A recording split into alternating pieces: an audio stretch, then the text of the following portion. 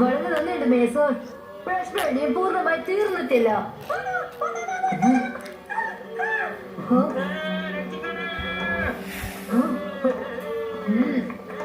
ക്ഷണിക്കാത്ത വിരുന്നുകാരനായിട്ട് വന്നവൻ ആ നദിയിൽ കിടന്ന് നീന്തി കളിക്കാണ്. ശരി വാ, അവന് സിംഹത്തിന്റെ സ്പെഷ്യൽ അറ്റാക്ക് എന്താന്ന് കാണിച്ചു കൊടുക്കാം.